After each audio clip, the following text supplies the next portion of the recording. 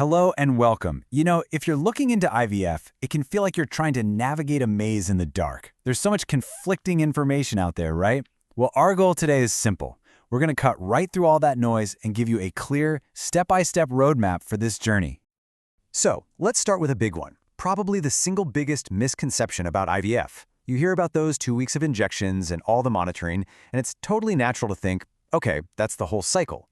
But as you're about to see, the reality is, well, it's quite a bit different. The reality? You're actually looking at a minimum of 3 months. And that's in a best-case scenario, from your very first test to your first potential embryo transfer. Think about it. That's about a month just for gathering all the initial data, and then at least 2 more months for the cycle and transfer prep. And again, that's if everything goes perfectly. So let's break down exactly why it takes this long. Okay, so before a single medication is even ordered, the very first step is all about data.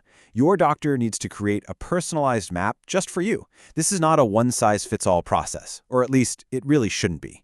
This initial phase is absolutely critical to your success. This map-making phase really boils down to 4 key tests. First up, you have an antral follicle count, or AFC, which is done with an ultrasound to get a sense of your egg reserve. Second, there's an AMH blood test, which gives another piece of the ovarian function puzzle. Third, a semen analysis is crucial for understanding the male factor. And finally, genetic screening helps avoid passing on preventable diseases. Each one of these tests is a vital piece of your unique fertility puzzle. Let's zoom in on that antral follicle count for a second. Our source material has this brilliant way of describing them. They're the houses of the egg.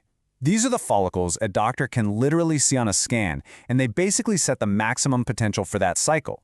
So if a doctor sees 5 follicles, your best possible outcome is 5 eggs. That's it. This one number is so crucial for setting realistic expectations right from day one. And this quote just perfectly illustrates why all that data matters so much.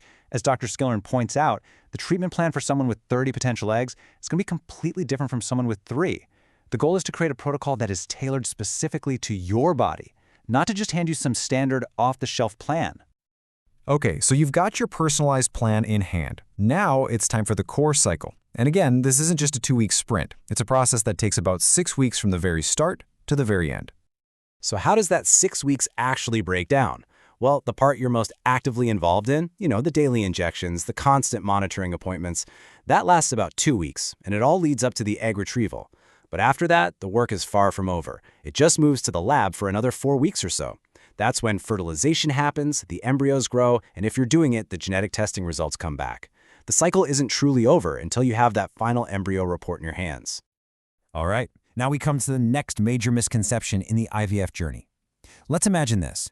You have a great retrieval. The doctor comes in, they're smiling, and they say, "We got 10 eggs." And it feels like this huge victory, right?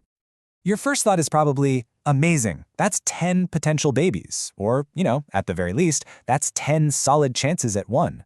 But this is where understanding the nitty-gritty of the process is so important. Is it really 10 chances? The answer, unfortunately, is almost always no.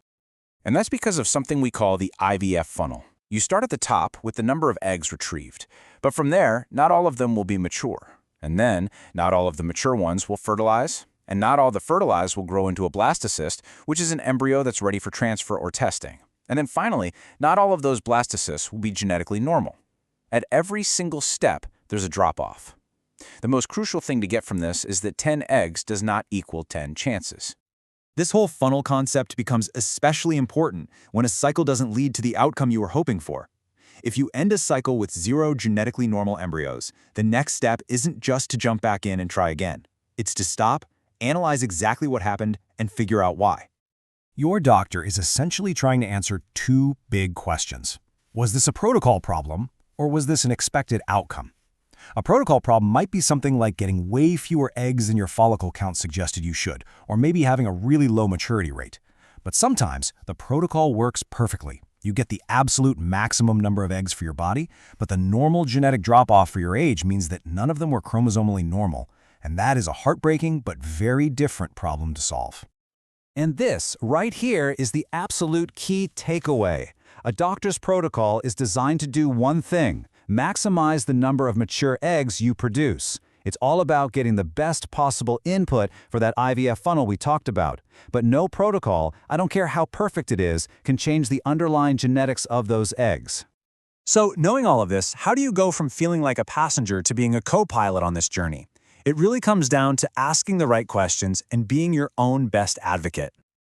Here are some really powerful questions you can take with you to your appointments. Ask them, is my response today what you expected? Let them know you're open to canceling a cycle if the numbers are way off. That can save you thousands of dollars and a lot of heartache.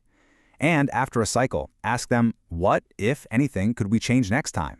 You want to know that they're digging into your specific lab data, not just rolling you into the next identical cycle.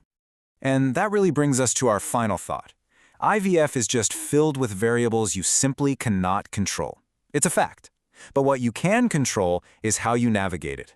By understanding the process, by asking these questions, by making sure you have a personalized plan, that's how you take charge of the journey itself. And that feeling of empowerment, well, that's a powerful outcome all on its own.